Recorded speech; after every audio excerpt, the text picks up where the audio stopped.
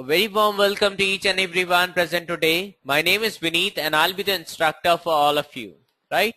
Now in the previous class we went through the basic concepts of Java. They were quite interesting. Now we have to go ahead and we'll start with the very first topic, that is Java constructors. Okay? Now in the previous class you created object using the classes. Now while creating the object, the statement, the syntax that you were using is, you first mention the name of the class, after that you give the name of the object, you write the assignment operator, that is the equals to sign, and then again you write the new keyword after that, and after that you again write the name of the class along with the parenthesis. Now what is that? The name of the class along with parenthesis, what it is? You'll get the answer shortly. Now, as the name suggests, we come back to Java constructors. Now, as the name suggests, constructors are something that will be constructing, okay? Now, when you create an object, these are the constructors which actually help you to create the objects of a particular class. So, moving on, I come to constructor. What is a constructor? It is used in the creation of an object. Okay, whenever you create an object, a constructor is called. If you have defined your own constructor, it will be using your constructor, or else it will take the default constructor. A constructor is the special method with no return type. Now when it is said special method, it is not at all a method because it does not have a return type. You already know that when you declare or when you define a method, you have to mention the return type. Even though it is not returning any value, in that case you have to write void over there. Okay. Now when you are saying that you don't have to mention any return type, anything there, then it is not at all a method, it is a constructor. It must have the same name as the class it is in. Like there is a class Vineet, and then again you wanted to create the constructor of class Vineet, then the constructor will also be named as Vineet itself. Okay. It is used to initialize the object. Now you know that in a class you can define, you can declare the instance variables. Okay. Now when you want that your instance variables has to be initialized to a particular value when you declare the object, in that case what you can do, you can initialize those instance variable within the constructor of the class that you have defined. Okay. Now if not defined, will initialize all instance variables to default value. Like for an integer, if you're not initializing the instance variables, in that case for an integer you'll get a value 0. When you talk about a string has a default value as null. Okay, and so on. Other data types also has its own default value, right? So I hope you are quite clear with these points that has been listed over here. So we'll just move on to the next slide and we'll see an example, okay, that will help you understand what actually a constructor is. Okay. Okay, then I come over here in the constructor slide where I have an example, that is you have a class 2, okay, public class 2, within which you have got two instance variables x and y. What you did, you created your own constructor like class 2 without any return type. So it is not a method, it is a constructor, and it has the same name as the class it is in. After that you put the parenthesis within which you can have any number of arguments. Right now I don't want any, so it is empty, okay, this place. Then again I open the curly brace, and within the block of the constructor what I did, I initialized the value of my instance variables, that is x equals to 10 and y equals to 11. So this way whenever I call this constructor, what will happen, the instance variable will initialize to 10 and 11. Now I have got another class, that is class 1. In that I have a main method. In the main method what I did, I created an object of class 2. As I told you in the previous class, whenever you want to use the content of a class, whenever you want to use these variables that are present in some other class, that is class 2, what do you have to do? You have to create an object of that class first, and then again you can easily use the instance variables that are defined within it, right? So I declare the object of the class like class 2 ob equals to new class 2. Now what is this? I was talking about this class 2 with parenthesis. This is the constructor of the class, okay? Now when you write this, what happens? This constructor that you have defined over here is called, and your instance variables gets initialized to these values. After that, using the object, you're trying to print the values of x and y, so you write system.out.println, and within that you're printing ob.x, similarly for ob.y. Okay. So let's see on Eclipse, okay? We'll try to understand how this constructor is working with an example, the same example that I've shown you right now. So I already have a code written for you. This will save some time for us. Just a minute. Okay.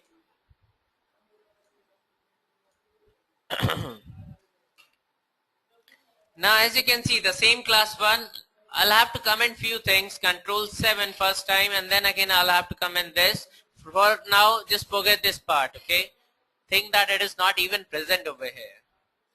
Now what I did, I have a class that is class 1 which has a main method. I have another class 2 which has got two instance variables, and in that I have defined my own constructor, so public class 2, and I'm initializing the instance variables to 10 and 11. After that I come to the main method. I wanted to use these variables, that is x and y. What I did, I wrote class 2 ob new class 2. Now it is calling the constructor to create the object of class 2, okay? Now when you do it, every object will get a set of instance variables, that is x and y. Every object, like ob is one object. If you create any other object, that will create another copy of x and y. Similarly, the third object will also receive another copy of these variables, okay? Now when you declare this object using this constructor, it will call this and it will initialize the instance variables to 10 and 11, which are associated with this particular object, okay? So you write ob.x and ob.y, you're trying to print the values. Now do you think, will it print the value 10 and 11, or will it print the value that is default, which is 0? Please write down on the chat window, what do you think? Kalyan says 10 and 11. Ravi says you're not sharing your code screen. Absolutely I am, Ravi. Ravi says at least I cannot see it. Arvind says 1011, Vijay says 1011, and the rest of you, can you confirm, can you see the Eclipse, the code screen? And Ravi, can you see it now? Anil and Vijay says yes. Ravi, is it visible to you? Rijo says 10 and 11.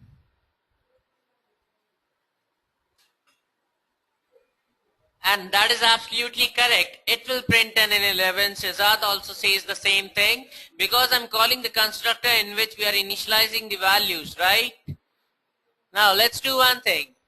In the last class, we never declared any constructor, okay? So what I'll do, I'll just comment this part, the constructor part.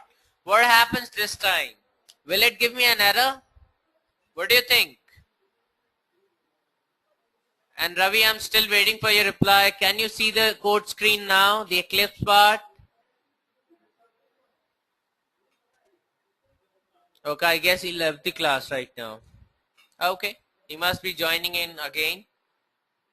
Okay, Vijay says, yeah, error. Now he says, sorry, no error. Rijo says no. Arvind says no. Cesar says 0 and 0.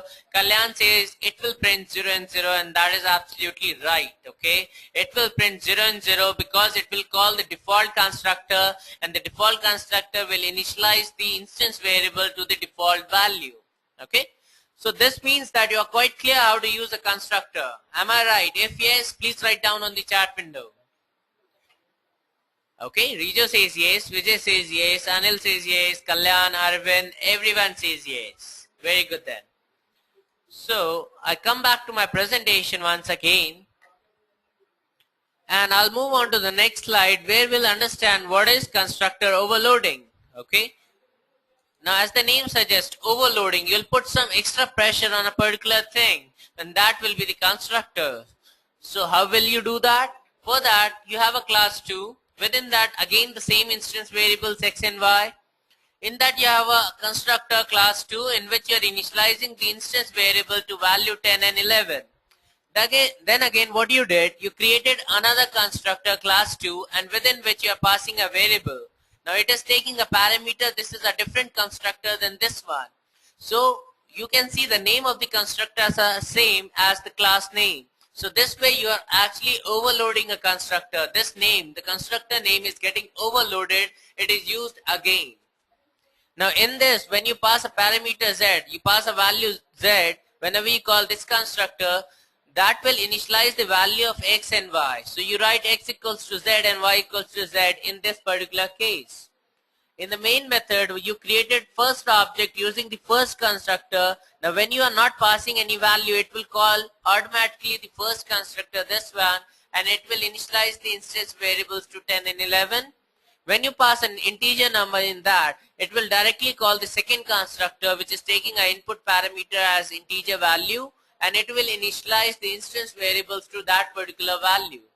Okay.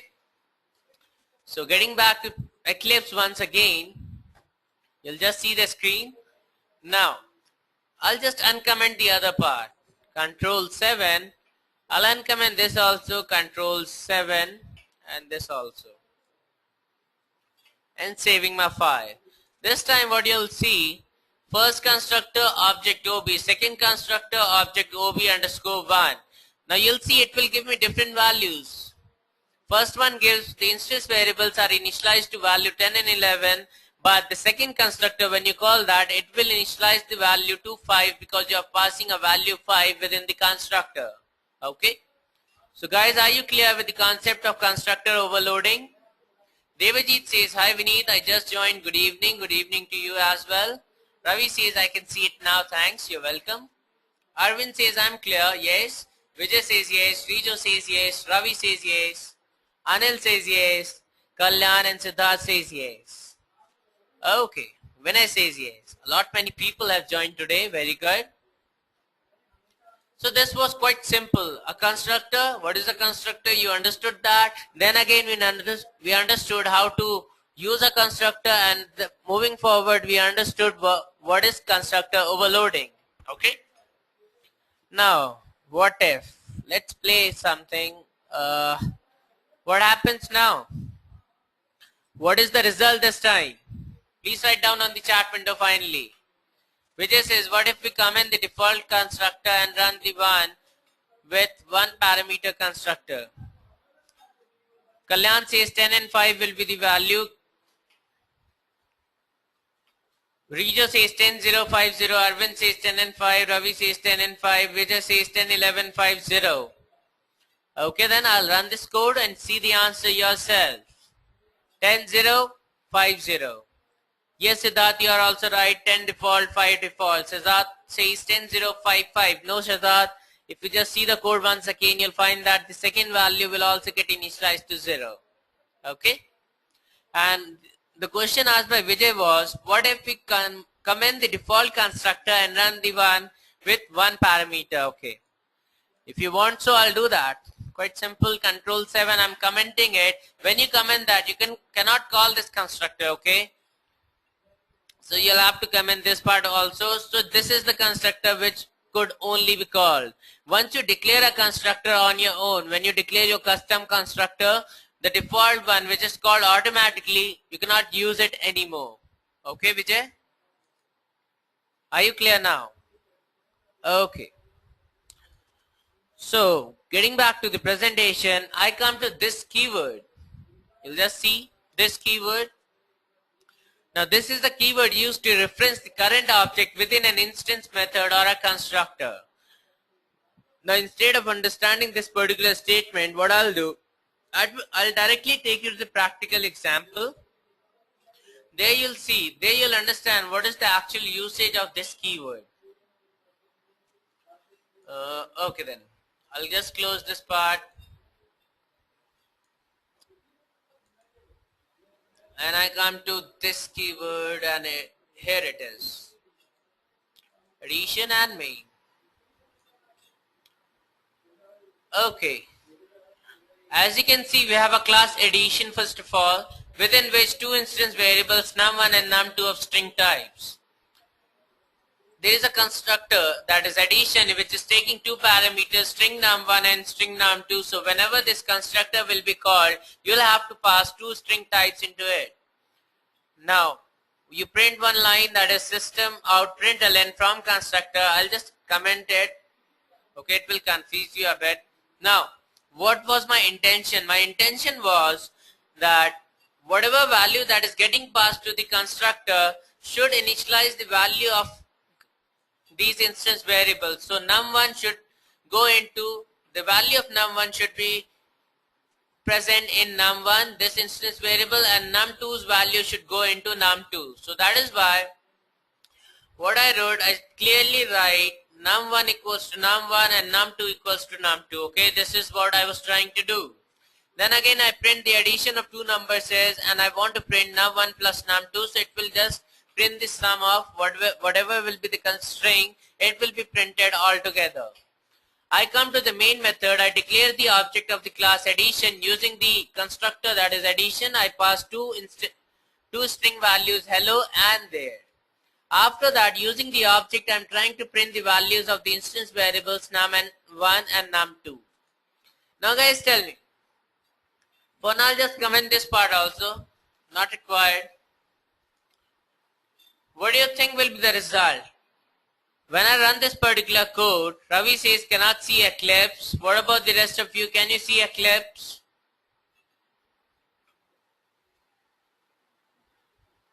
Everyone says yes, Ravi.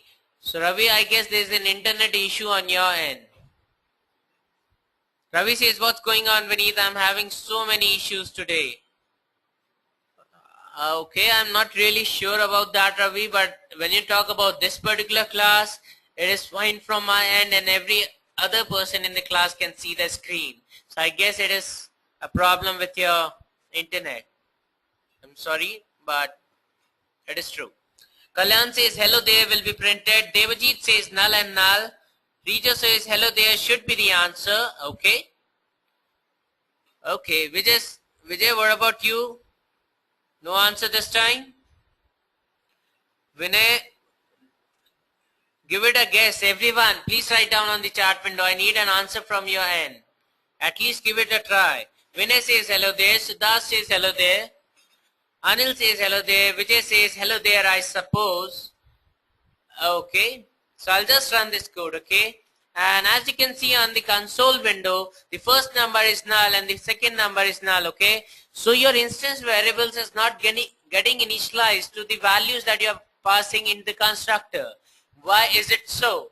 When I comment these lines, if you want to check, you can see that one reason could be whatever values that you're passing is not reaching the constructor. So if you want to check that, Control 7, I'll just move this upwards first of all. Okay, I'm printing both the values as a sum. Okay, now I'll just run this code. And as you can see, it prints hello there. That means whatever value that you're passing in the constructor is reaching this constructor over here. But your instance variables are not getting initialized even though you're writing num1 equals to num1, num2 equals to num2. Now the problem is when you write num1, you can see the name of instance variables as well as the name of the parameters that are present in the constructor are same. So when you write num1 equals to num1, it will not go to the instance variable. It will always reference the same local variable that is present within the constructor. So num1, you are trying to put the value into the same variable. It is always accessing this. When you come to the second statement, it is always accessing this particular variable, not this one. Okay? Are you guys clear till here? Then I'll give you the solution how to initialize your variables in these cases. Vijay says yes, Arvind says yes. What about the rest? Everyone. Devajit says yes, Siddharth, Mangesh. Okay, Mangesh joined in right now, I guess. Vinay says yes, Siddharth says okay, Anil and Akshay says yes. Now in these cases, what you can do, you can write this keyword and then again here also mention this. Now when you do this, it will access the current instance variables, okay? It will be using these variables. When you write this num1, instead of using this num1, it will directly come and use this one.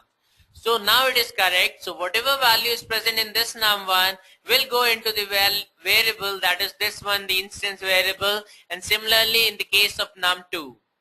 So when I run this code, I get the exact result as I wanted. It prints hello there. That means my instance variables are getting initialized to these values that I'm passing. Yes, Rijo, you are correct. Kalyan says, please repeat once.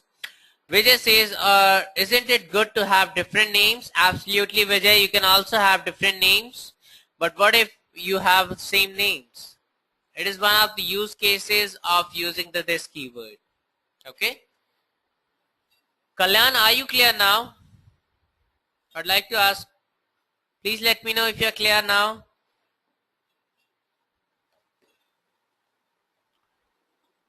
Waiting for your reply.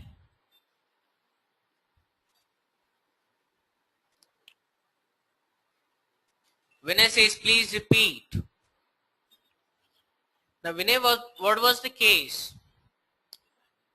Kalyan says, in the assigning, I'm confused. Okay.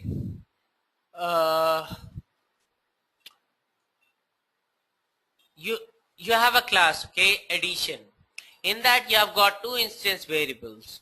You want that these instance variables should be assigned by the user, okay.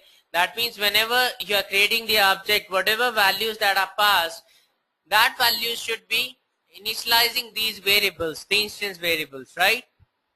Now after that, for that case, I declared a constructor which is taking two instance variables, okay, which is taking two parameters, that is string type, okay. So whatever values that you are passing over here should initialize the instance variables.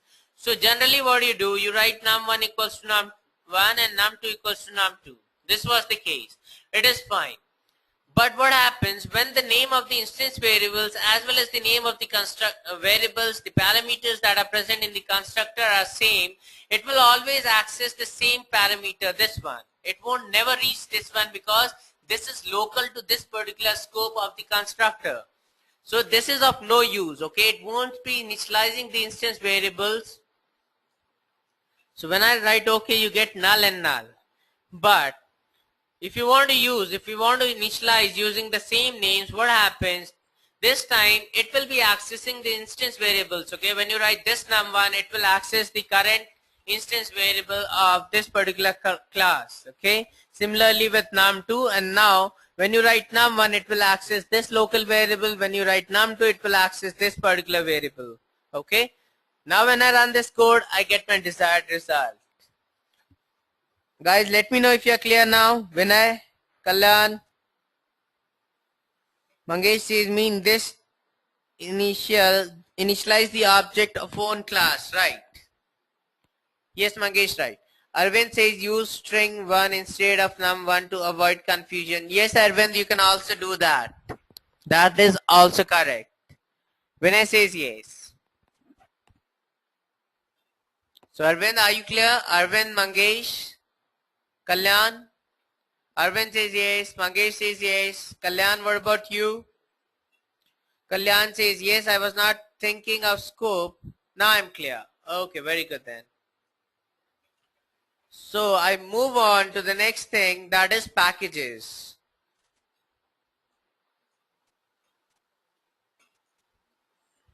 Now what is package? You'll just see the slide. Java package is a mechanism for organizing Java classes into namespaces. Basically, it is just a collection of class in which you can have many classes. It is simply a path, which is a physical path where you'll find a folder in which you can have multiple classes stored. So it is a set of classes, it is a collection of classes. You can have many packages in your application. This way you can distribute the same kind of classes in one package. The rest of the classes can be present in other package, okay? So you can easily understand if you are searching for a particular type of classes, those classes will be present in one particular package, okay? Now, programmers use packages to organize classes belonging to the same category. As I said, classes in the same package can access each other's package access members. Now this is also one more benefit when you make it default. That means the access modifier to the classes or any other things that are present in the classes are default access modifier. Then in that case, all the classes that are present in the same package can access that particular element, field, or that particular class. Okay. Now, what is the advantage of package? Programmers can easily determine that these classes are related. Whenever you see a bunch of classes in one particular package, you'll easily understand that these classes are somehow related to each other. Okay? Programmers know where to find files of similar type. It is the same thing, just written in some other words. That is, you'll find the similar type of classes in the same package, so it will be easier for you to find those classes. The names won't conflict. This line means that you have a class beneath in one particular package, that is pack1. You wanted to create another class with the same name beneath.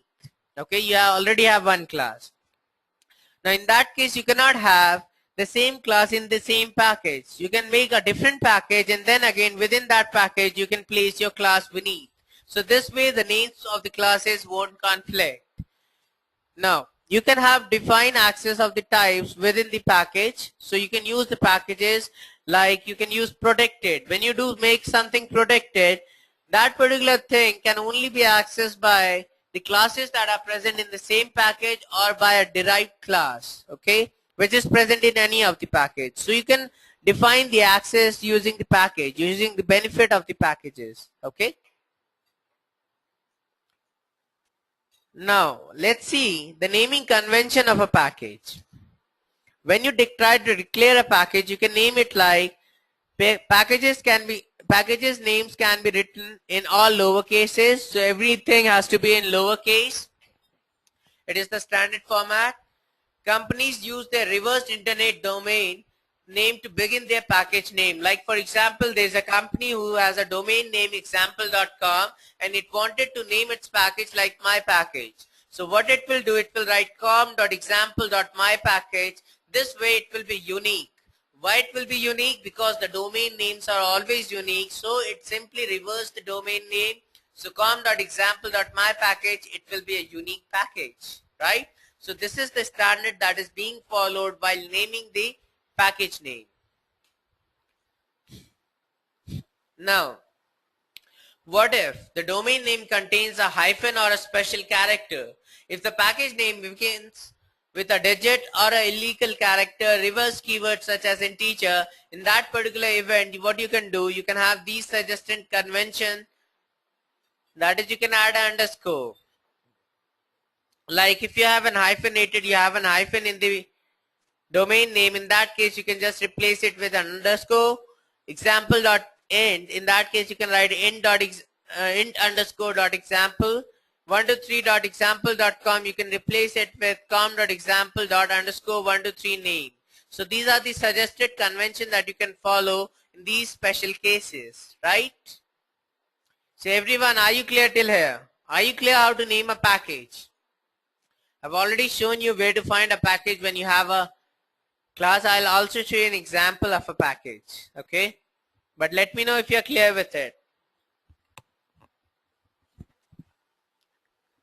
Okay, everyone says yes. So let's see a small graphical diagram. You have a project. As soon Anil says, hi Vineet, I need to step out for a bit, just an FYL. Okay, no issues. Now when you have a package, that means you'll have this hierarchy. First you'll find a source folder. Within that you have a package com folder, then my project, then my class.java, okay? Because your name of the package is com.myproject. And within my project, you'll find your Java file. When you compile your code, similar hierarchy will be created for the class files. So it will be present classes. Instead of classes, in reality, there is a bin folder. Within bin, you'll find com folder, then my project, and then again, you'll find your class over here. Okay. So let's see an example class, example project for a package. So edureka underscore package source. So as you can see, I have one package, that is com.edureka.pack1, which has a Java file example.java. Similarly, I have got com.edureka.pack2. I have another Java file simple.java.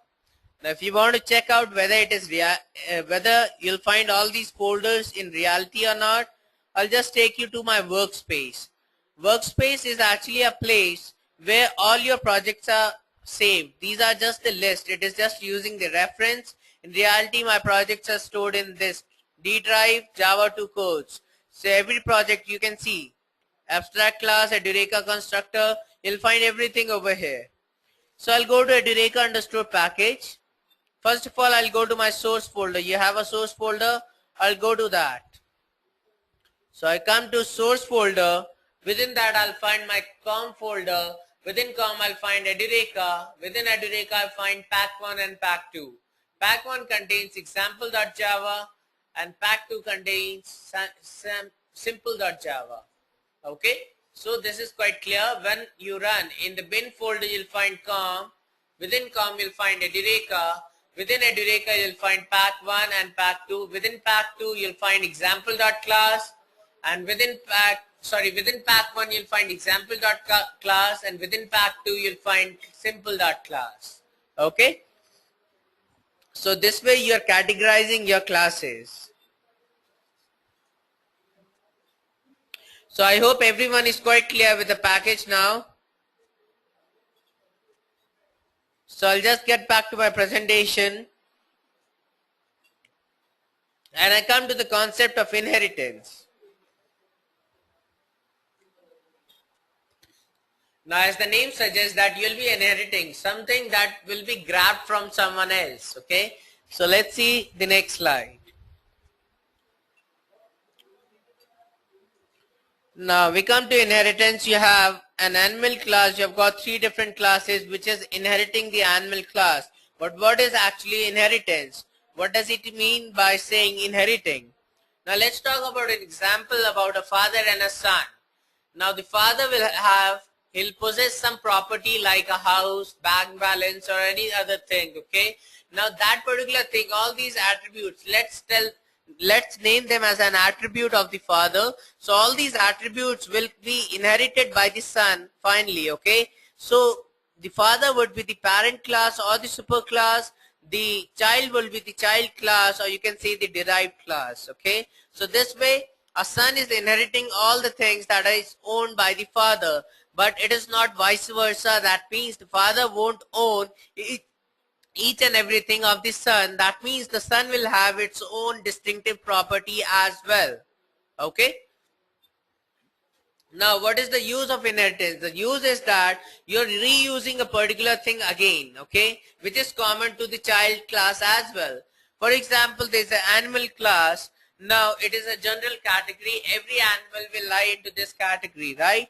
Like reptiles are kinds of animal, amphibian is kind of animal, mammal is kind of animal. So there will be certain attributes that will be common to all kinds of animals, that is, their type will not be human.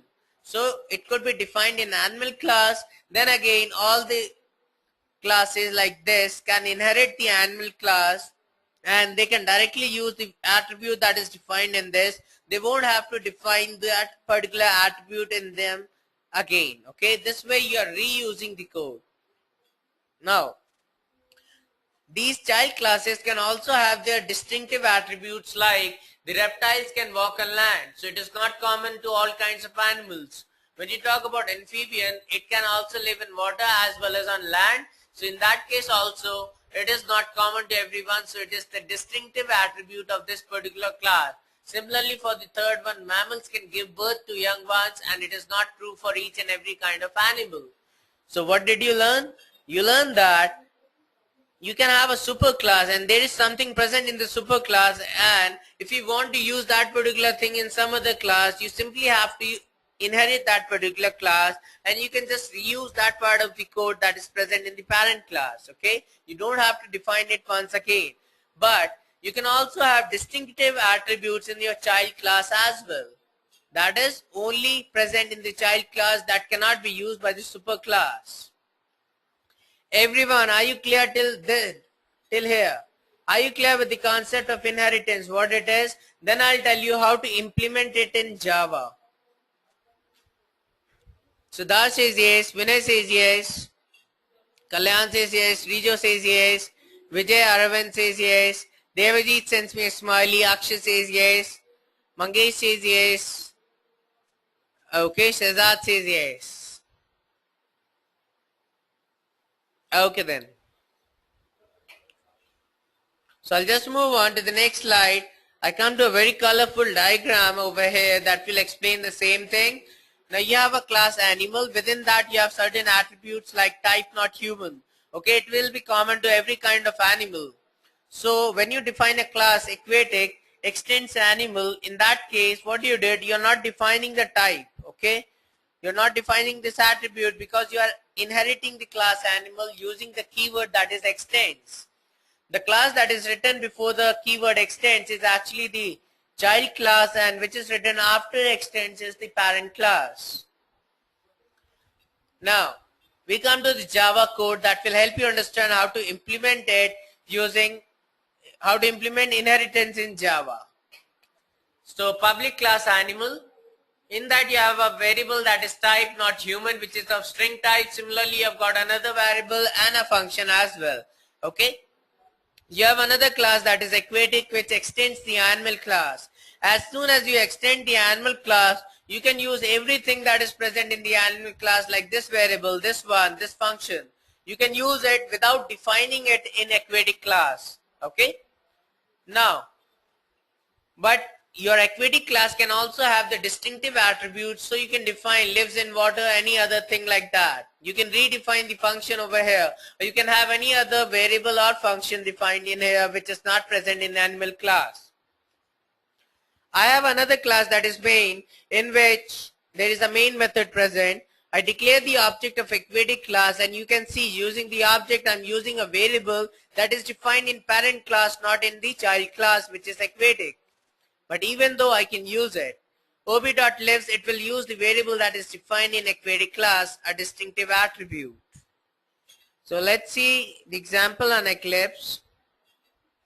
I come over here, I'll just open the project for inheritance.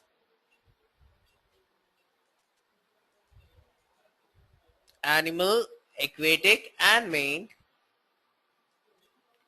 Animal,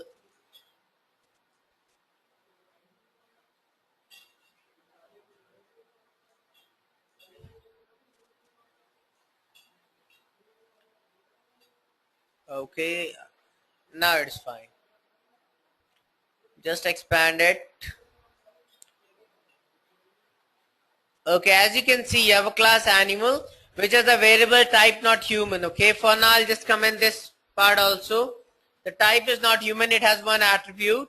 You have a class aquatic, which extends the animal class, in which I'll just comment this also, and I'll remove this private tag. Okay, aquatic extends animal, string lives in water. So this is the distinctive attribute. I never define this variable type. When I come to my main method, what I'm doing, I'll just create the object of aquatic class, that is the child class. So I'll write aquatic equals ob equals to new aquatic, and using that object I'm trying to access the variable type and lives. Okay, ob.type ob.lives. So when I run this code, I'll get the answer not human and in water. So aquatic animals are not human and lives in water. Okay, so this is an inheritance. You can use everything that is defined in the animal class using the object of aquatic class, because you are extending animal class over here. So everyone, are you clear with the concept of inheritance, how to use it? Please write down on the chat window.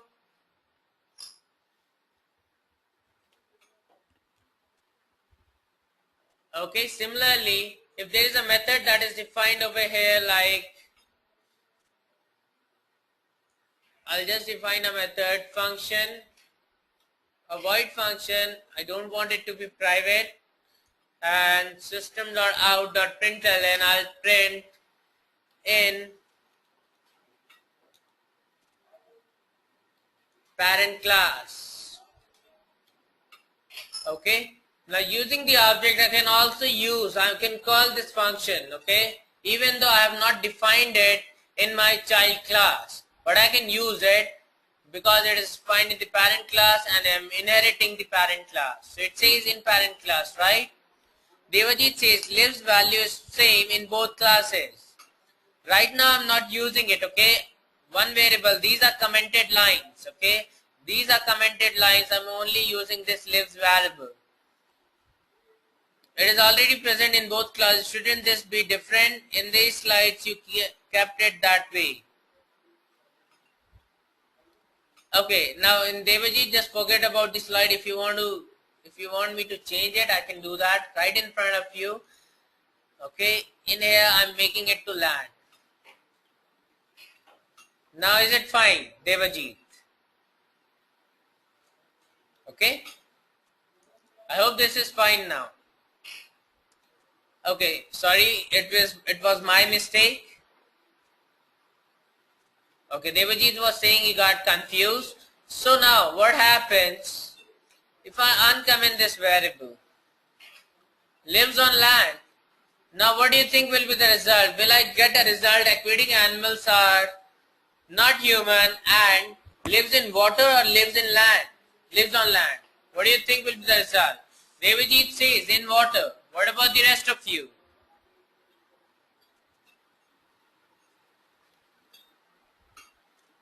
Vijay says in water. Siddharth says on land. Akshay says in water. Siddharth says land. Okay, we have got a mixed set of answers. So I'll run this code and you'll get the reply on the console window. Vijay says on land and I get the result. As you can see, lives in water. Okay. Now these variables are defined in both the classes, that is the child and the parent class. The object that you are using is of the child class, so it will always look for the variable first in the child class. If it finds it there, it will be using that one and then only it will get back to the parent class. Okay. Now similarly,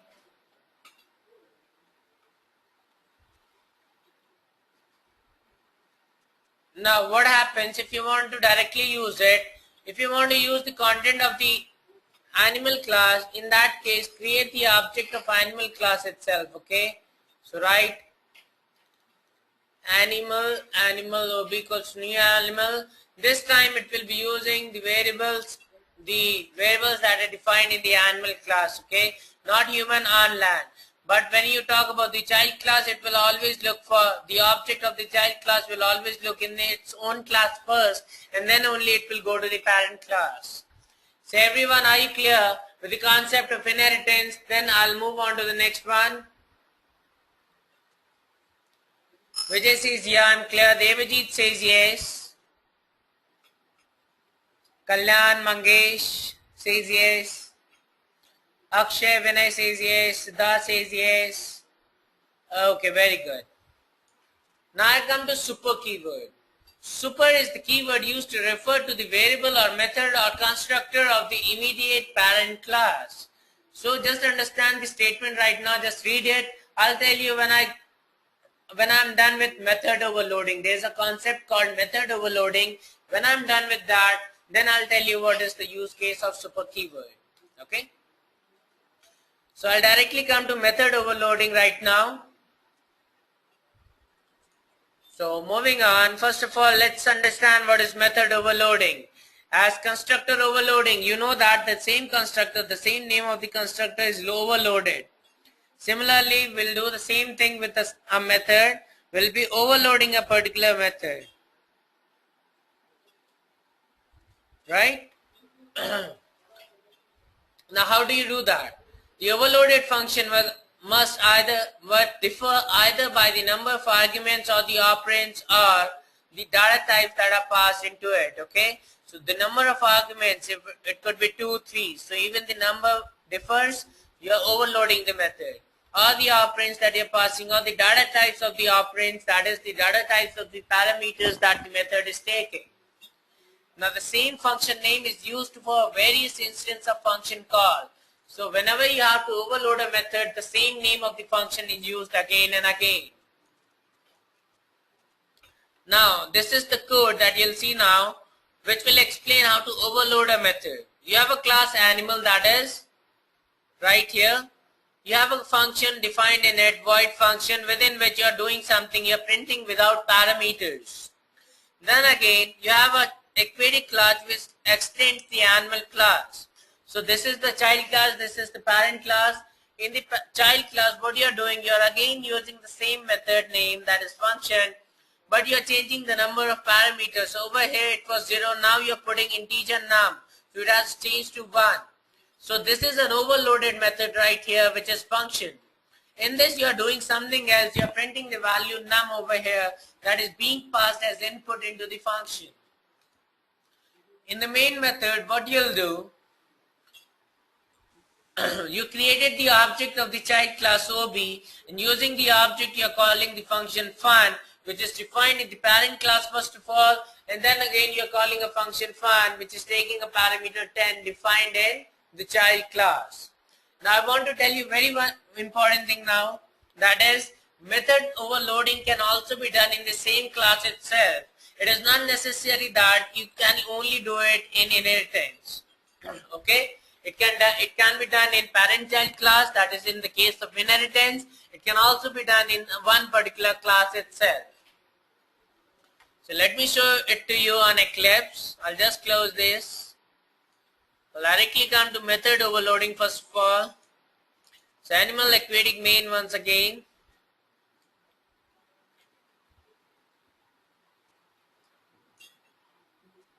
I'll just expand the window.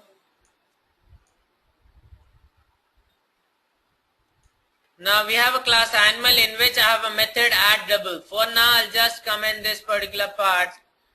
Control 7, I'll remove this line.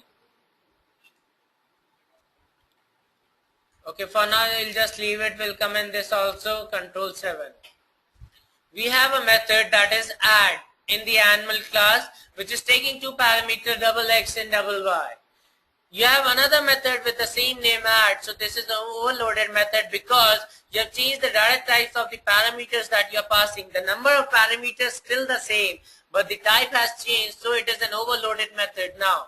You are doing it in the same class, so it is possible.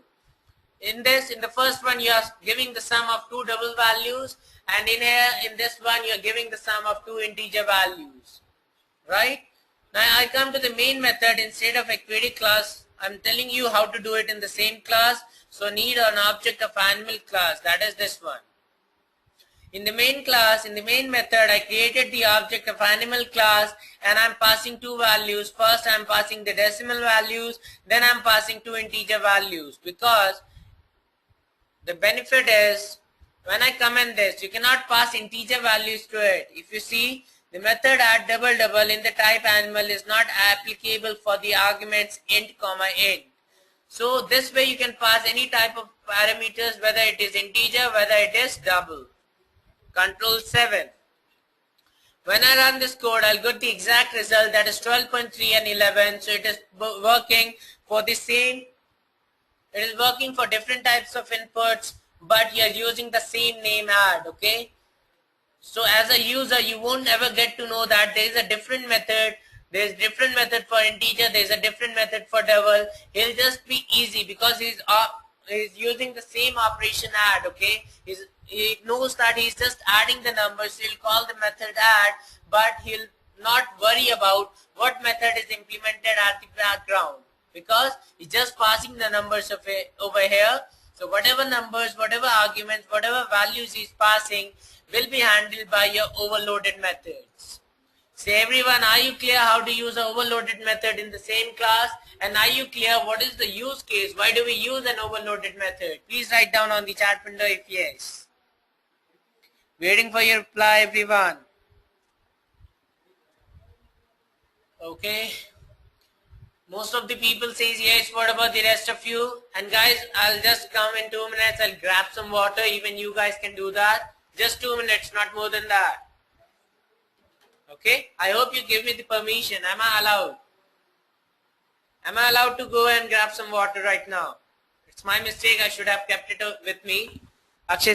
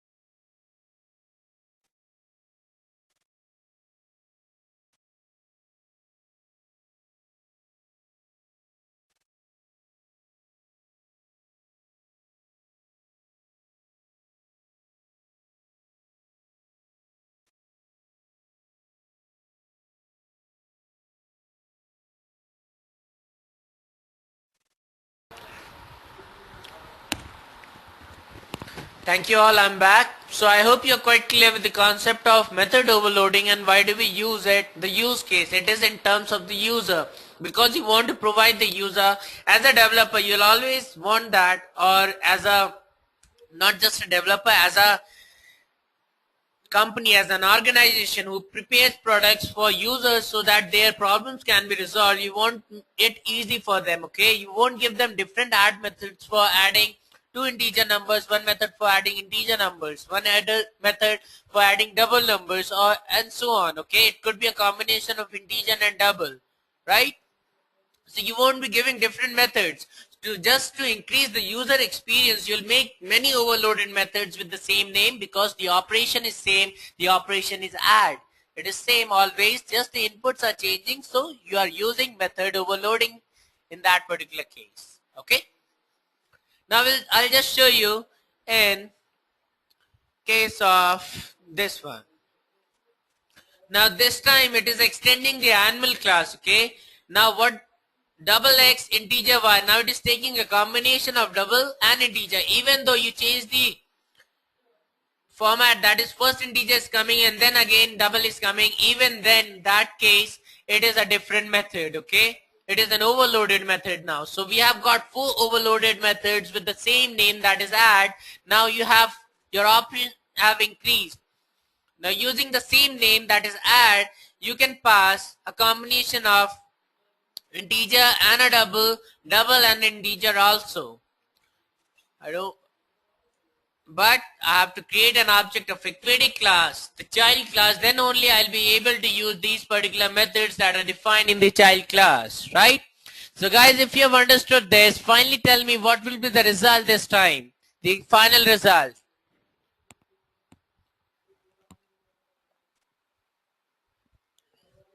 Everyone?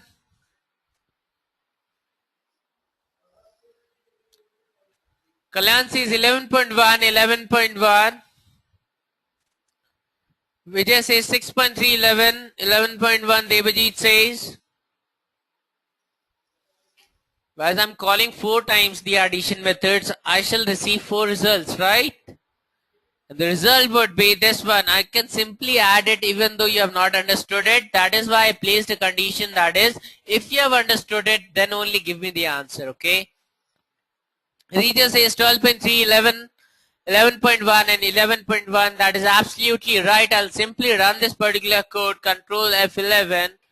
Okay, and I get the exact same result as all of you have said, right? 12.3, 11, 11.1 and 11.1. So everyone, I guess you are quite clear with the concept of method overloading. Now, as I promised, that is, I'll be telling you the super keyword. I'll be explaining the super keyword when I come to the method overloading. So let us understand the super keyword now. But let's wait one more time. There's one more concept and then I'll come to super. I'll get back. Okay. So after method overloading, there's one more concept that is called method overriding. Okay. Now it is quite similar to method overloading, yet it is different because there are some changes in it. First thing, it can only be done in case of inheritance. You cannot override a method in the same class like you did in case of method overloading. So let's move on. Now method overriding is the implementation in the subclass overrides replaces the implementation in the superclass. So it can only be done in case of inheritance. It entirely replaces the implementation that is present in the superclass. It is done by providing a method that has same name. Okay, the name of the method is same parameters and same return type as the method in the parent class. So this is called the signature of the method. Let me show you the example over here. You have a class animal, okay? This is the parent class. In that class animal, what you did, you declared a method that is integer fun, integer a and integer b. Now till here, integer fun and this parameter, this is called the signature of the method. Within that, this is the body of the method in which you are adding the numbers that are being passed to function, okay? And you're returning the sum. When you come to the equity class, which extends the animal class, so this is the child class. In this, you can override the function. So what you did, you wrote down the entire same signature. You can see integer fun, int a, int b, similar to this, right? But within that, you change the implementation. What you are doing, as you can see, I'm using a super keyword. Whenever you have to call the method that is present in the super class, you can use the super keyword to do that. So super.fun a and b, it will be calling the method that is present in the immediate super class, right? And in this, I'm multiplying the numbers and I'm returning the multiplication. So we have changed the implementation of the function. We are overriding the function in the class, that is the child class of a query class, right? Now in the main class, in the main method, I created the object of child class and I'm saying I'm calling the method ob.fun in here. So I'm writing product by derived class. So when I call ob.fun 2, 3, let's see what happens in Eclipse. So I come to method overriding source, animal, aquatic and main. So animal, aquatic and main. I hope everyone can see my screen, okay? Give me a ping whenever the screen and the voice is not in sync or any other issue that you face. Okay, we have a class animal. This is the function A, which takes two parameters, integer A and integer B, which is adding the numbers. It is storing in C and returning the sum finally. In the aquatic class, which extends the animal class, you are overriding the same function by writing the same signature of the method that is present in the parent class. Within that, you simply change the implementation. First thing, you wanted to call the super method, that is the method that is defined in the super class. So you wrote super.fun a, b. So it will call the method that is present in the super class. Now integer c equals to a multiplied by b. In this, you are multiplying the numbers, okay, and you're returning the multiplication. When you come to the main method, you created the object of the child class, and in this system.out.println, you're calling the function that is present in the aquatic class. When you write fun, it will directly call this overridden method, and then again it will execute this one instead of executing this one. So everyone, are you clear with this particular part, that is method overloading and super keyword? If yes, give me the answer that will be printed on the console window. Each and every one of you.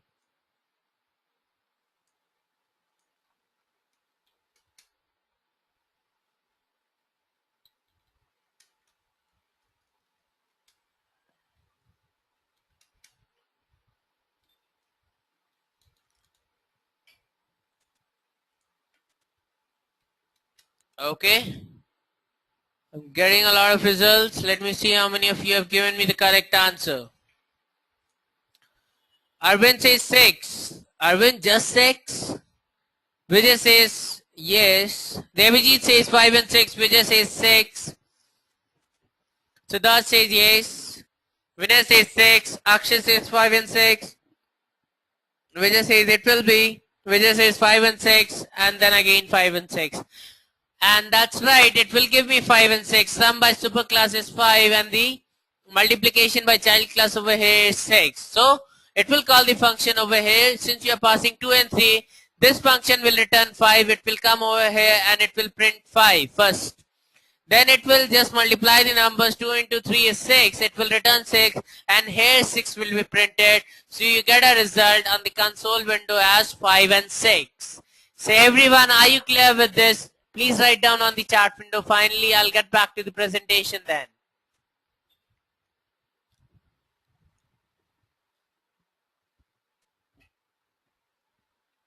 Siddharth says yes, Kalyan says yes, Rijo says yes, Mangesh says yes, Vijay sends me a smiley, Akshay says yes.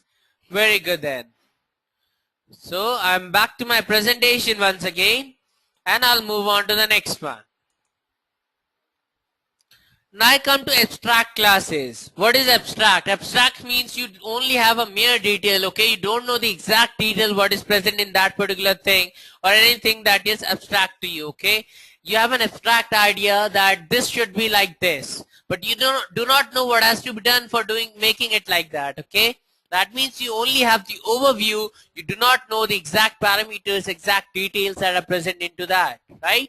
So that thing is an abstract. When you talk about abstract class, you only have the mere detail, you only have the structure, you don't give the entire detail. Let me show you what it is.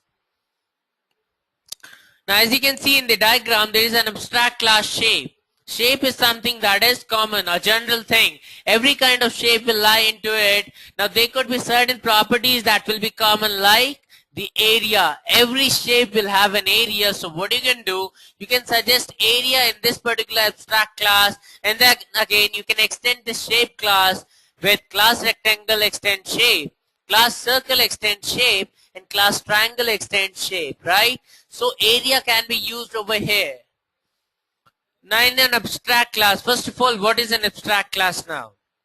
That was just an overview, because when you write abstract shape, that means you're not very sure what kind of shape it is, but you know it is a shape. You do not know it is a rectangle or a circle or a triangle or a hexagon, pentagon, or any other thing, any other kind of shape.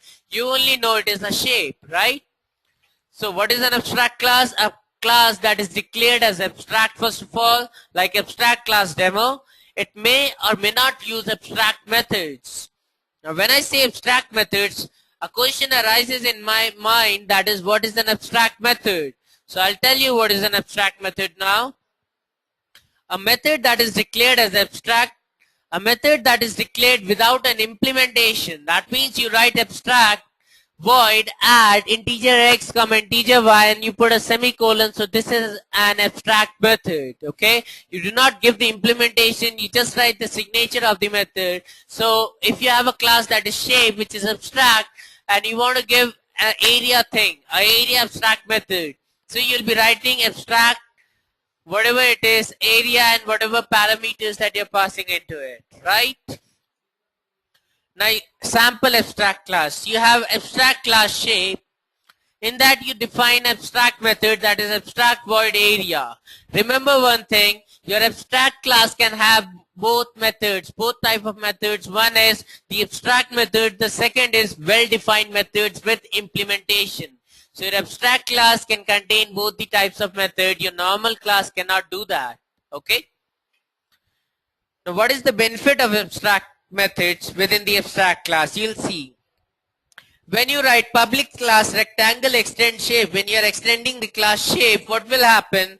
You will have to override the area method, which is the abstract method over here. It is compulsory. You cannot leave that. As soon as you extend the abstract class, you'll have to override. It is a compulsion that you'll have to override the abstract methods that are present in the abstract class that you have extended, right?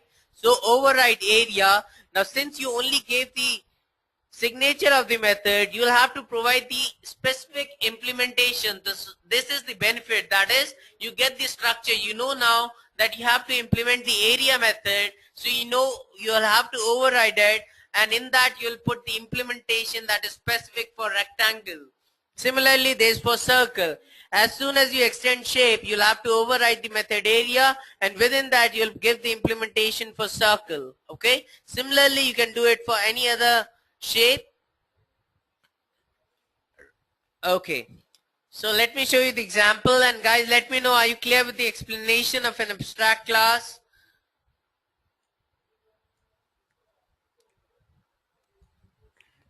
Okay, I'm receiving yeses, everyone. Okay, let me search for the example for abstract classes. Okay, it's on the top. Okay, everyone says yes, that's very good. So that means I'm doing a good job, right? So class 1, class 2, and I'll simply expand it. Kalyan sends me a smiley for that. Okay. Now as you can see, this is an abstract class. That is class 1, in which you have a method that is area, which is abstract. You're not giving any implementation, and you have also mentioned it as abstract. Abstract void fun2, this is a second abstract method. Third is a well-defined method in your abstract class, so it can have both kinds of methods. You have another class 2, which extends class 1, which is an abstract class. So if I comment this, okay, right now it is not present. As soon as I extend it, it gives me a red line, because when I go there, it says the type class 2 must implement the inherited abstract methods class 1.fun. Fun2, okay? It is only talking about fun2, but it will have to implement both the abstract methods. When I click add unimplemented methods, you will see that it is implementing area abstract method and fun2, okay? So I'll just control Z it. So as you can see, area, I've given an implementation, anything like finding the area, and in this fun2 in the class that extends the abstract class. Finally, now the benefit is I get the structure. I got to know that I have to implement the area method. I got to know that I have to implement function method. It is like preparing tea. There is a class that is tea and you are unaware. You want to make something that is using the entire procedure to make tea.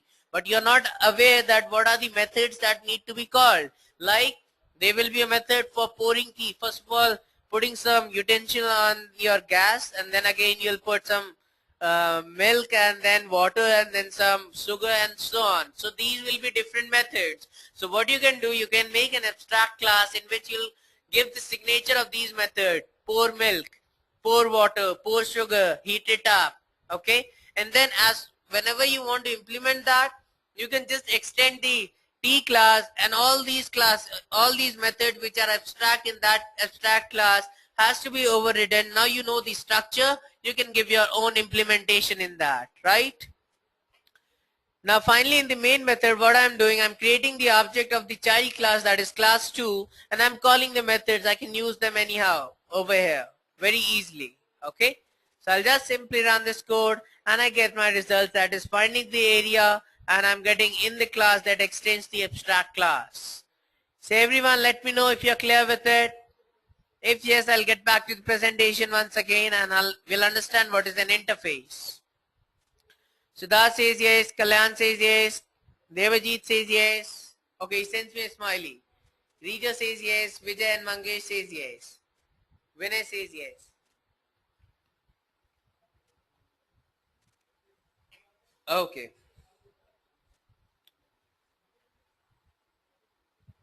So I'm back to my presentation. Yes, Arvind, if you have a doubt, you can come up. Please let me know your doubt.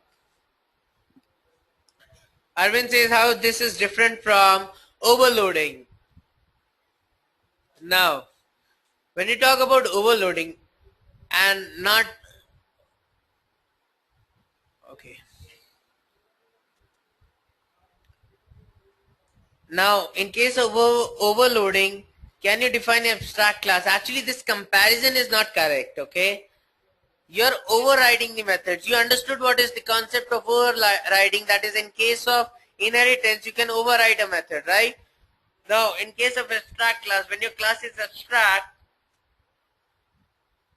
there is no difference. You are simply overriding a method. The thing is that this is an abstract class. The exact question that you should ask is, what is the difference of, what is the benefit of abstract class? It is that you can define your abstract methods without any implementation, right? Because for different things there will be a different implementation, but the name would be same. It would be area, right? So you can just give the signature of the method, you can declare the method as abstract, and whenever you extend this abstract class, that method has to be overridden. That is compulsory. Are you clear now? You cannot do it with a normal class. If you make it a normal class, I remove the keyword abstract, it gives me an error, a lot of red lines, right? It won't allow me to do that. Okay, Arvind says, got it. Yes, thank you. Thank you for understanding it now. Okay then. I come to interface. Now what is an interface? Interface are declared using the interface keyword first of all. Interface can contain method signature, that is the abstract methods, and it can contain the constant declarations like static and final keywords, okay, or variables. Now, a class that implements an interface must implement all of the methods described in the interface. Why is it so? Why it has to implement all of the method? It was not so in the abstract class. In abstract class, you can have both abstract as well as well-defined method, and it is not necessary that you have to override each one of them. The only condition was that in case of abstract class was as soon as you extend the abstract class, you'll have to override all the abstract methods that are defined in it, right? Now when you say a class that implements an interface must implement all of the method described in the interface, it is because that every method that is present in the interface is abstract. You cannot have well-defined method in an interface. Remember this. So you have an interface right here which has got 3 abstract methods in it. You have a class, you wanted to use this interface, so you will be using a keyword that is implements. Like for inheriting, you were using the extends keyword. Now for implement, for using an interface, you'll have to use the implements keyword, and these are the methods that you're overriding in this class. Okay. Now, how to create an interface? Public interface keyword, demo interface, open your braces, the block. Within the block, you'll define all your abstract methods that you want in the interface. Okay. So demo interface, you've got 2 abstract methods that you will define. One is add, taking 2 integer values. One is print, taking 1 integer value and not returning anything. Now I come to the interface. How to implement the interface keyword. So you have a class 1, you wanted to use the previous interface, so you use the keyword that is implements demo interface, and within that, as soon as you do it, you'll have to override all the abstract methods that are present in the interface. So public int add integer value 1, integer value 2. In this you give the implementation, you take 2 values in it and you just add them and you return the sum. Print method is taking a variable, and whatever variable that is passed to it, it will simply print that particular value. Okay. So this is the diagram. You have a class 1, you have got an interface. As soon as you implement it, what will happen? All the abstract methods that are present over here has to be implemented in class 1, right? Now when you want to use it in the main class, you create the object of class 1. Using the object, you're calling the method add, you're passing 2 numbers, it will return the sum, it is saved over here, and you pass that value into the print method, it will simply print the value, right? Now, I come to Eclipse. Let's see the example for interface. Do I have an example? Yes, I do. Class 1, class 2 and the main method. Class 1, class 2 and main. Okay, in the class 1, as you can see, which is an interface, you have 2 abstract methods, same as the presentation. In class 2, as soon as you implement class 1, you'll have to override the abstract methods that are present in the interface, add unimplemented methods, and it will add your methods, right? So you give the implementation return x plus y. It will return the sum of the variables that are passed, and print will take a variable, it will print the value of the variable. In the main method, what you are doing, you're creating the object of class 2, ob.print, ob.add, you're calling the method from here. So whatever value that will be returned by this add method will be passed as input in the print method, and it will print the value over here. Okay. So guys, let me know if you're clear with this. If yes, tell me the answer that will be printed on the console window.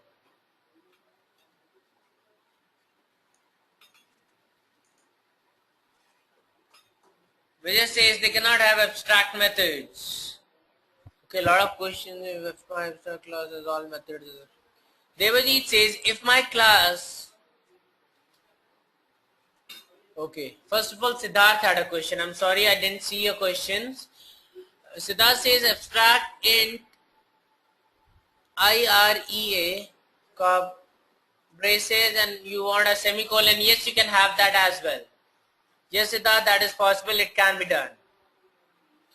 Devajit says, Siddharth says fine. Devajit says if my abstract class has all methods as abstract, isn't that same as interface, then what's the benefit? No. That means you can achieve the same thing. Abstract class gives you a more, that means it gives you one more functionality, that is you can have an well-defined methods as well in that, right? Now when you talk about an interface, you come over here. One more benefit is that I'll tell you, Devji, that is a good question. Another thing, one question you never asked, each and every one of you. That is, I'm saying these are abstract methods. You can always see that, okay? You can understand that. But you never asked why I'm not mentioning the abstract keyword. It is because all the methods that are present in an interface are abstract. Now, Devjit, I'll answer your question once I'm done with this, okay? I'll answer your question. Vijay says the boxes in the class should be changed as they will be implementing it. They cannot have abstract methods. Can you, Vijay, I didn't get your question. Can you just rephrase it? I'll simply run this question and the this project, and the answer is right, I'll get 20, right? Vijay says I'm referring to PPT. Okay, I come to PPT. Yes, Vijay, on this slide.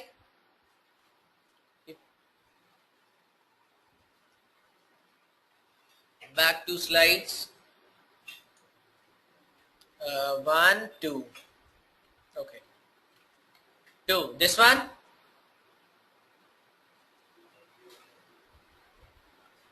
Before this. This one. Okay. Now when I write abstract, actually I'm not giving the entire implementation. So I just wanted to depict that these will be actually abstract method, okay? Vijay. I hope that is fine now. Okay.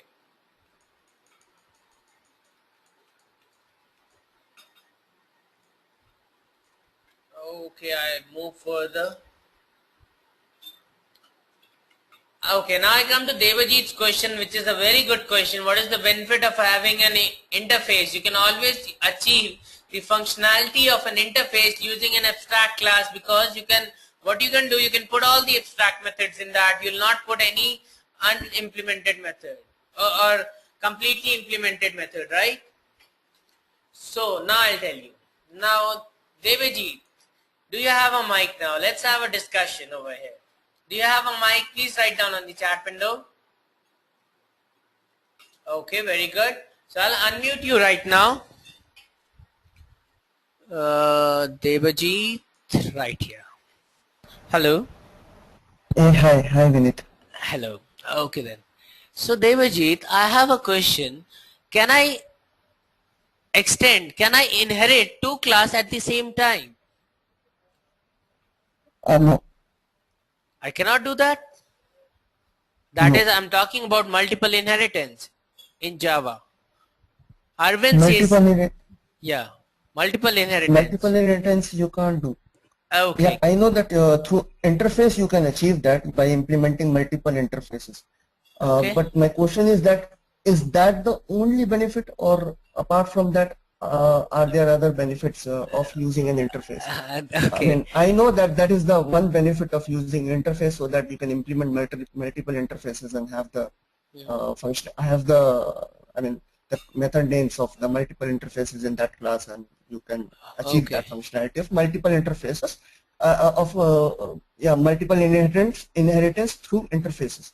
That's but right. My real question, is that the only benefit, or apart from that, are there any benefits?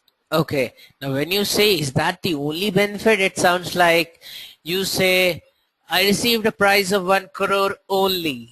Okay.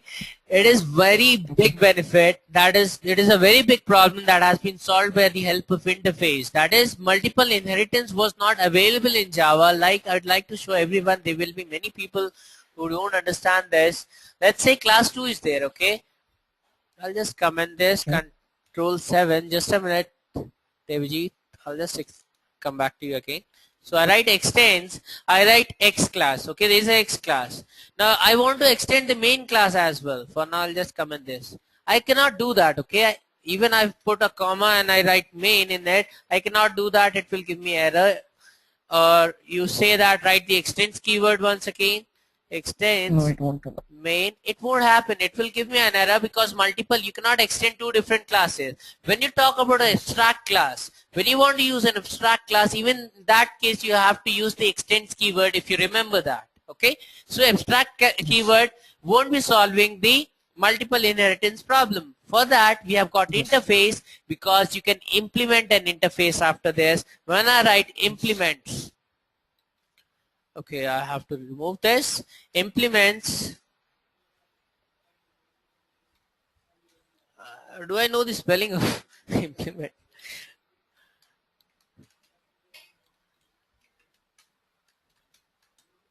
No, you have to put the class name first. Okay, yeah. Extend some class. Yeah, my mistake, thank you. Implements, and then again I can put my interface, okay? Now there's a poem that one of my students made once, that is, you can extend one class, but you can implement many, okay? So implementation can be done, many interfaces can be implemented at the same time by separating them by comma. If I create one more interface class 2, right, then I can just put a comma over here and I can write that interface. So this solves the problem of multiple inheritance. And moreover, regarding your question, Devajit, apart from this major benefit, not the only, the major benefit, I find that it is, if you talk about an abstract class, you have many things. You can have any other thing as well, that is well-defined methods or moreover things, right? So it won't be specific to the abstract methods, one thing. Other thing, you have to write the abstract keyword every time you declare abstract method. But in case of interface, you don't have to do that because everything over here is abstract, right? Yeah, that is one thing actually. That is like how you are defining it. But by making it as interface, it is understood that all the methods will be abstract. That's right. But yeah, I think the real benefit is using the multiple interface, so that multiple inheritance, by achieving the multiple inheritance here. Yeah, that's correct. Even I'm saying that. I agree with you, and I'm on this with you. Okay. Okay. Okay then. Thanks for speaking up, Devajit. Yeah. Thanks. Okay then, guys. So everyone, let me know, are you clear with this? Kalyan, Arvind, you said you can achieve multiple interface. He says yes now. He's clear. What about the rest of you? Kalyan says yes. Vinay says yes. Siddharth says yes. Okay, very good then. Back to my presentation. Vijay says yes. And I'm on input and output in Java. Okay, you are already using the output commands now. Now let's see how to take inputs from console. We haven't seen it yet, right? Now, few definitions for you. First of all, input is the data given by the user to the program. What is output? Output is the data what we receive from the program in the form of result. What is stream? Stream represents the flow of data, that is a sequence of data. To give input, we use input stream class, and to receive output, we use output stream class. Okay. Now these were just the definitions, so I'll just move on. We come to a very interesting diagram, a beautiful one. Now in this, we are showing you how to take the input from keyword using buffered reader class. So there is a buffered reader class. You can create the object of that. Now which takes an input that is an object of input stream reader. Input stream reader takes an input that is the system.in, which represents the keyboard. Okay. So whatever you type, this system.in will pass it to input stream reader. That input stream reader will pass the stream to buffered reader. And finally, you can use that value that you entered on the console window. You'll be understanding this example when I show you the Java code for buffered reader. Okay. But before that, there are three different types, three different methods using which you can take inputs in Java. Three different classes are present. As well as you can take the inputs either from a file or the keyboard. Now, three different classes that are present in Java are buffered reader, string tokenizer, and a scanner class. Okay. So first of all, we'll understand how to use buffered reader. So now I'll just move on to buffered reader. Buffer reader, I create the object of this class. I write buffer reader equals to new buffer reader. Within that, as I said, it takes the object of input stream reader. So I write it new input stream reader.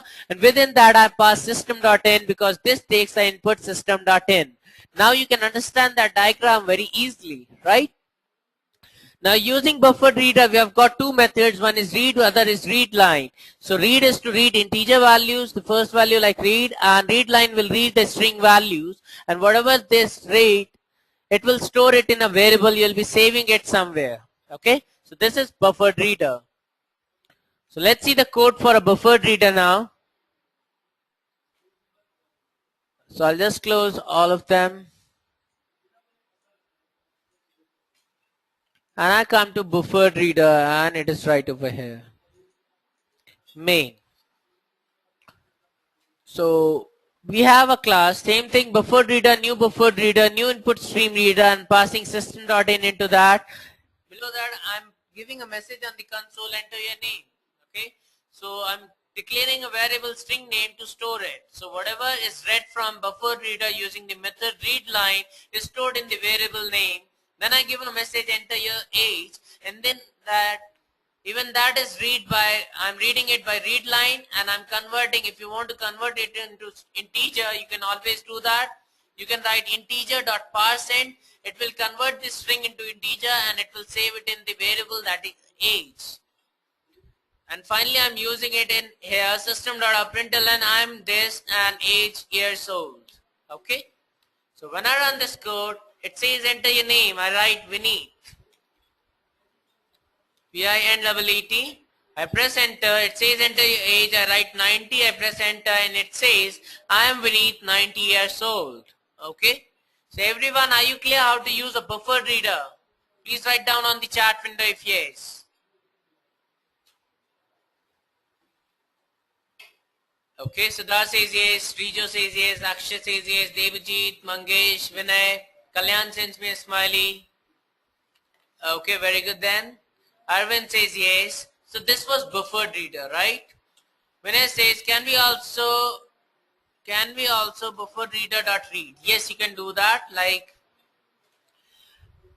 but what it will do, I'll just show you what will happen. Let's try it. Buffer reader dot read.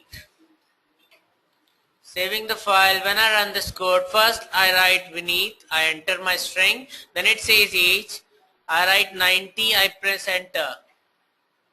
Okay, I am Vineet, 57 years old. Instead of taking 90, it is printing 57. Okay, and to admit, okay, I really don't know the reason why it is printing 57. Okay, for now, can any one of you help me out with this? Devajit says strange. Yes, Devajit, even it is strange for me. So that is why in the code I have written it like this. I'll have to find it out because should we flush and reread? Arvind says ask I. I doubt that. Devajit says clear the buffer. Try again, any garbage value. No, nothing like garbage value. Whatever you write on the console should be read. Okay. Let's see the class what it says.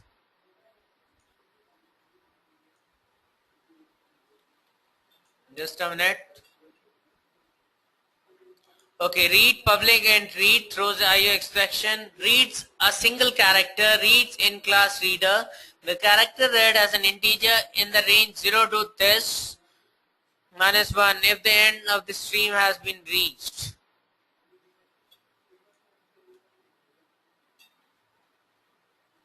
Okay.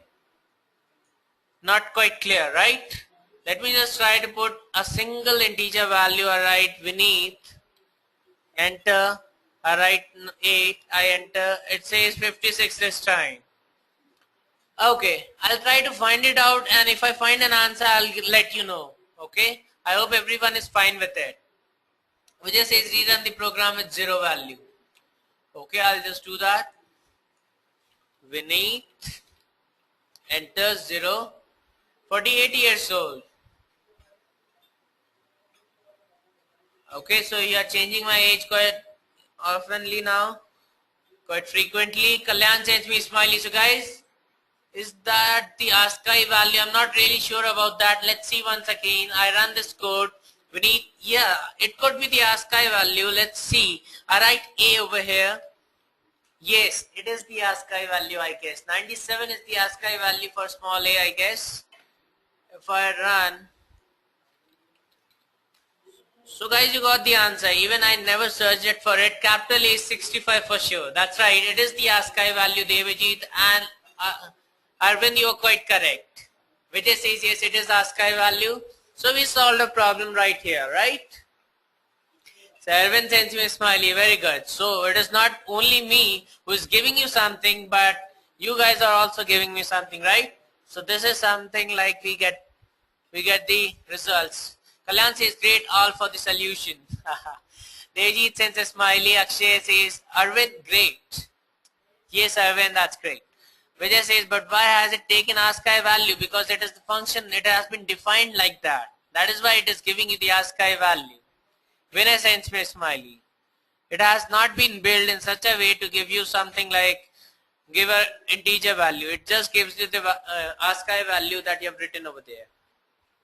Arvind says thank you. Vijay sends me a laughing smiley now. Okay, very good. So I'll get back to the presentation again. I come to string tokenizer. It can be used to accept multiple inputs from the console in single line, whereas buffer reader accepts only one input from a line.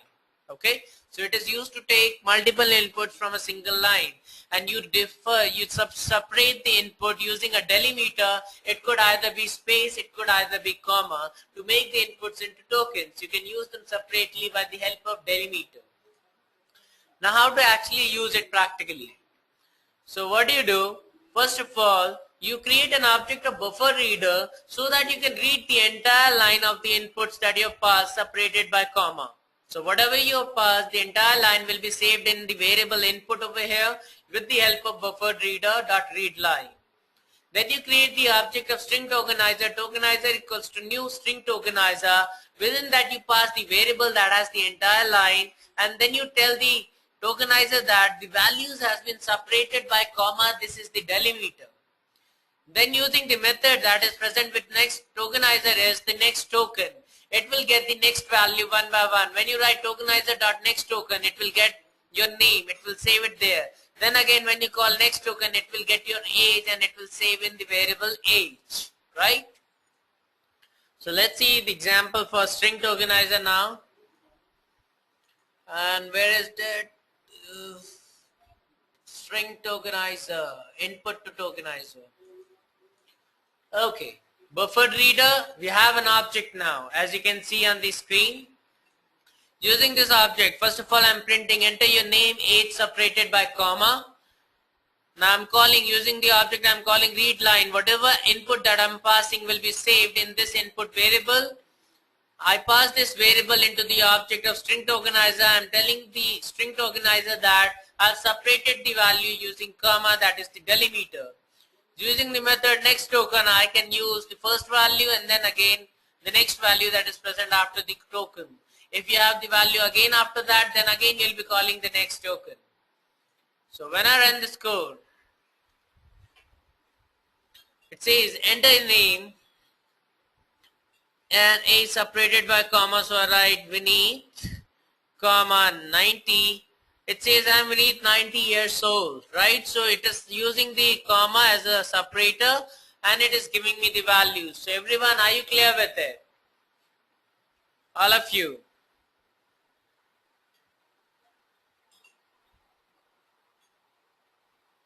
Each and every one of you, please let me know if you're clear. Waiting for your reply.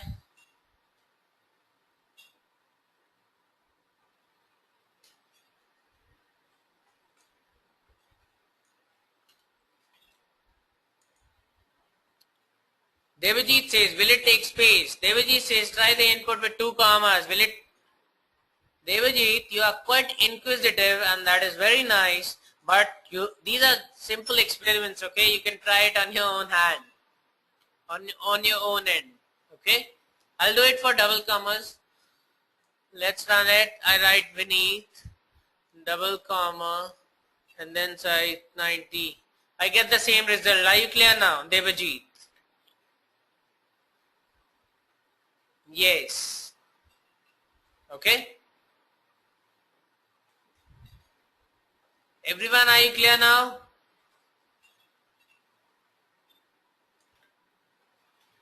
Arvind says yes, yes. What about the rest of you guys? Please let me know. Akshay says yes. But why and where do we use the string tokenizer when it can be done using split? When it can be done using split. Okay. Yes, it could be done, but it is one of the class to take the multiple inputs from console.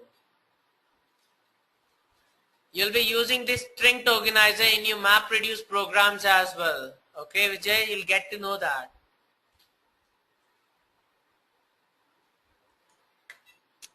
Okay. Delimiter value only comma or anything. I mean, something like this. Yeah, Arvind, I already showed you that I'm passing 2 commas. I passed win as delimiter now over here. Win will be quite contradictory. Let's say I'll pass star. I run this code once again. Okay, we need star 90. Okay, I hope this solves your query. Are you clear now? Arvind?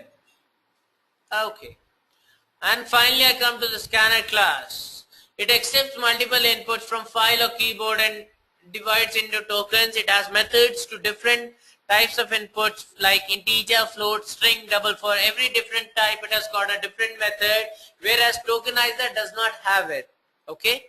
So scanner equals to new scanner. You pass system.in in that when you're reading it from input, and then you can use next int for getting the integer value, next for getting the string value. Okay. So let's see the code for scanner now. And most probably I've implemented for reading it from a file. For reading it from the console, it is quite easy. You just pass system.out.print system.in within that, and you can call the methods. It will read from the console. I'm showing you how to create it, how to use it using a file. Now let's create a file. First of all, I go to my D drive, right click, new file. Let's say Devajit. Okay, let's name it on his name, and within that I write Devajit 1000 years old. I write Devajit 1000 save. Okay. I come here. First of all, I will just copy the path. It is G drive Control C. I come over here. First of all, I create the object file, object of file class. So in that I have to give the path. So path, and then again the name of my file is Devajit. Now still it gives me an error because this slash has to be this one over here. Okay. Now after that, I pass the object that I created over here in the scanner. So it will be reading from the file. But moreover, I also have to tell the scanner that this is the delimiter that I've used to separate the values, different inputs. Okay. Now string name scanner.next will get the next value. That is the string because the first thing is name, and then again it is some integer value, so I'll call next int, right? And I simply print the values. I'm this and age is this. When I run this code, I get the result this one, and I don't know why. Let me check that. It says Devajit, the system cannot find the file specified. And why is it so? Devajit, that is same. It should give me the result. I'll just copy it. Control V, saving the file. I run this code once again. Devajit. I run it. Again I get the same result. I close it, opening it again, try to run it once again. I get the same result again. Okay. We need dot. Okay. Thanks, Akshay. Yes, that's right. Dot text. Because I've been working on Linux for now, and in Linux we don't have extensions like this, right? That is why I sometimes tend to forget that I have to use text as well. So I'm Devajit, 1000 years old. So Devajit and the rest of you, are you clear now? How to use a file? How to take inputs from a file?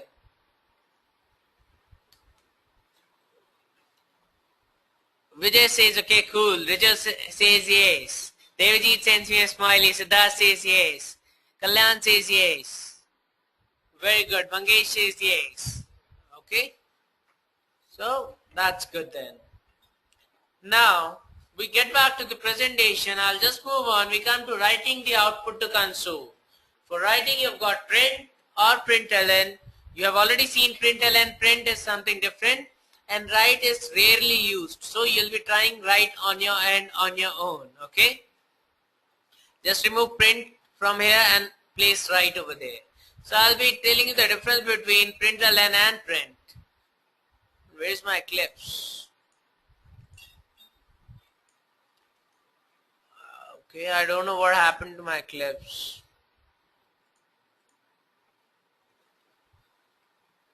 Just a minute. Okay, now it is. Now in this example itself, as you can see, in the first one I'm using print and the second one I'm using println. Can any one of you tell me what is the difference between them? It is very simple. Even by seeing you can tell me. Mangesh says same line, Riju says new line, Devajit says new line, Vijay says print does not go to the next line, Arvind says next line, absolutely right. That is, print does not take the control to the next line. It will leave it on the same line where it is printing. So first it will print and it will stay on the same line. But when you talk about println, what it does, it first prints the string and then after that it takes the control to the next line. When I run this code, it is printing same, but the control is on the next line because the second command that I used is println. If I change this also println, I'll get the results in two different lines. Okay, so everyone, are you clear with the difference between print and println? Everyone write down on the chart window quickly, each and every one of you. There are 11 people in the class. I shall receive 11 yeses. Mangesh, Kalyan, Vijay, Devajit, Riju, Siddharth, Akshay, Arvind, Vinay, everyone says yes. Shehzad says yes. Thank you all for replying. I get back to the presentation once again. And I'll just move on. And finally, this was the final topic of today's class that has to be covered. So all of you, as I asked the last time, were you able to grab the concepts that were taken in today's class? If yes, guys, send me smileys on the chat window, each and every one of you. Vijay sends me one, Devajit sends me one, Riju sends yes and a smiley, Siddharth sends me a smiley. Kalyan says, in the method override example, the add method can be implemented as abstract method. Okay, yes, it can be done. These are the different use cases, Kalyan. Like you only want to give the signature, you can use abstract method.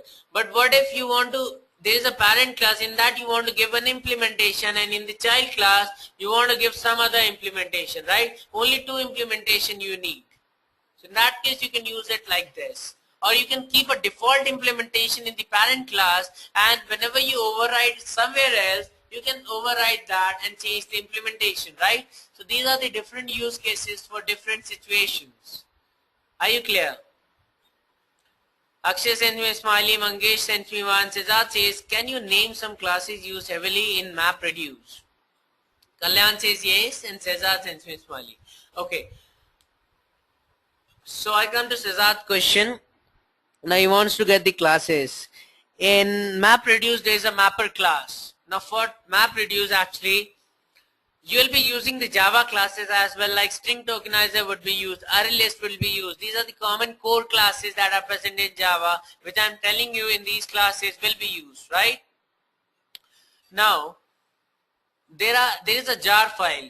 this Hadoop framework present, you have to import that jar file whenever you have to create a Hadoop project, right? So there are different classes that are present in Hadoop also. So you will be using it. They are in the format of Java itself. They are written in Java. Okay. So you will get familiar to them when you actually go through it. And if you talk about the Java already present classes, these are the classes which I am telling you they will be used. Okay. These are.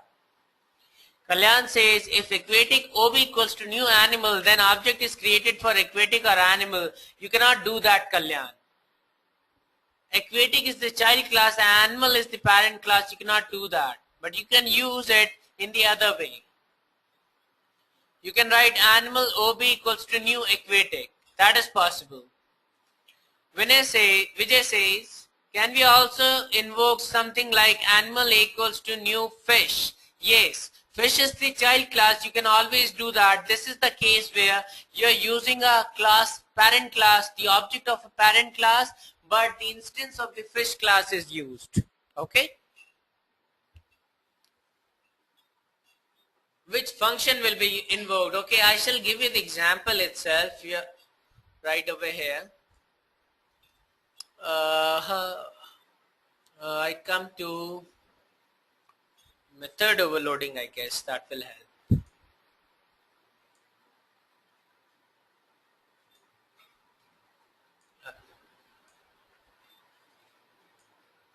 Animal class main. Okay, not this one. The inheritance one. There I'll show you. And this is the one, I guess. Animal aquatic.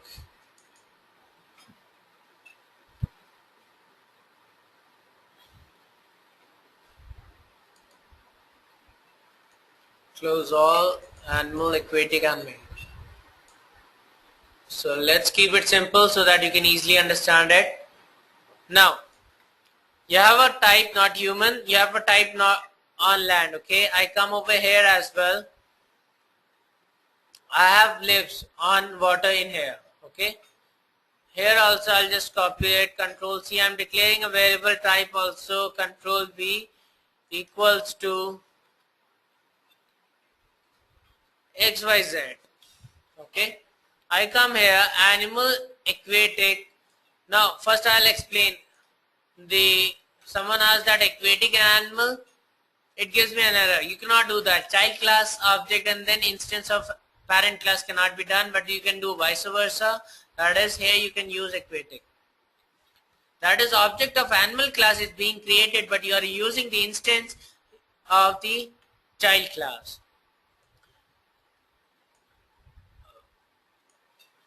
Okay, now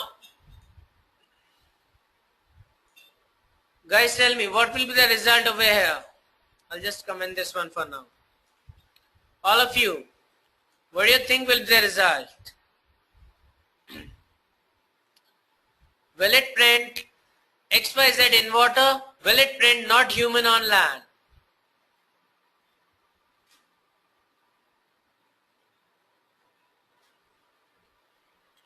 I'll just simply run it for you. XYZ in water, Vijay says. As you can see, it says are not human and lives on land. So what it is doing, you are creating the object of the parent class, so it is using the instance variables of the parent class instead of using the instance variable of the child class, right? Now, I'll uncomment this function call. I'll just copy this function, control C. I'm overriding it. What happens now? Which function? I'll say child class over here. Come on guys, tell me. You already got the answer for your instance variables. Will it be the same for the function, the overridden function? Will it be using the function defined in parent class, or it will be using the function defined in child class? Vijay says yes. What about the rest of you? Do you agree with Vijay? Vijay says it will use parent class. Devajit says it will use the method of child class. What about the rest of you? Akshay says child class. Vinay says yes. Mangesh says child class. And that's right, when I run this code, it will use the method of child class. It will use the instance variables of the parent class, but when it comes to the overridden method, okay, it will always use the overridden method of the child class, not the parent class. So guys, be clear with it. Whenever you have a situation where you have to use such a thing, in that case, you'll be doing it like this. So everyone be clear with it. So all of you, are you clear? Are you clear with it? Finally, let me know. Mangesh says yes. Vijay says yes. Devajit says yes. Rijo says yes. Arvind says okay. Kalyan says if animal OB equals to new aquatic, then object is created for animal. How to get the variables of child class? Create the object of child class. Create the object of child class that is aquatic. You'll get everything of that. What is the fun of writing your parent class over here? Okay? Akshay says okay. Then object is created for animal. Yes, Kalyan, that's right. So everyone, Kalyan, are you clear now? Okay. Finally, everyone says yes. Mangesh says we can create animal class, right? We can create animal class. We have an animal class. Didn't get your point, Mangesh.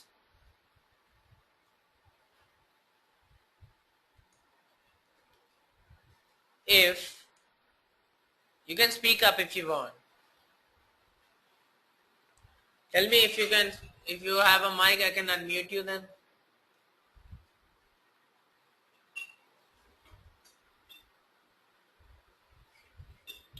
Okay, Mangesh is writing, I guess, something.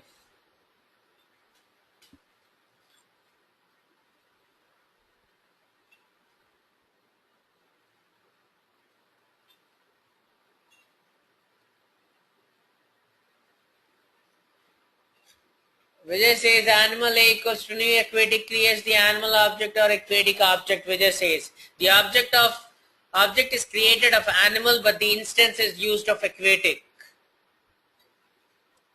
Okay. Mangesh says, you're okay. He says okay now. Okay then. I hope everyone's query is resolved finally. Please write down on the chat window. Send smileys. Smileys for checking whether you have happy faces or not. As I said in the last class, I'll also send you return smileys. Okay then. Thank you all for sending smileys. That means you're happy. We'll use Hadoop 1.x, 2.x. Devajit says, just curious to know. We'll be using 0.2, 0.0. And it is so because 0.20 is the most used version in these days, okay? That is, most of the companies, wherever it is used, and it is because it is the most stable version of Hadoop. Devajit. He says okay. So guys, finally, the last thing for you is there are 10 people left in the class. I want you to fill in the survey that will be coming up right after I close this particular class, okay? So please don't forget to fill in the survey. It's a request. It's somewhat like, you can say Guru Dakshina, right? Just a payback time. You have to fill in the survey. Guys, I hope you'll do that. Thank you all. If you say sure and a smiley or anything like okay, you get a big thank you from my side. Okay then guys, we'll meet on Friday the same time 8 to 10 and we'll learn few more concepts in Java. So bye bye, take care. Thank you all for coming today. I'll hope that we'll see you in the next class also. Bye bye, take care. Thank you. Don't forget to assignment Vijay. I've already sent you the assignment for class 1 and 2 with the recording of class 1. If you just check it out, I've written class 1 and 2 assignments. I've already sent it to you. Vijay. Yes, you can send the answers as well on hadoop@edureka.in. We can go through it. Okay then, thank you.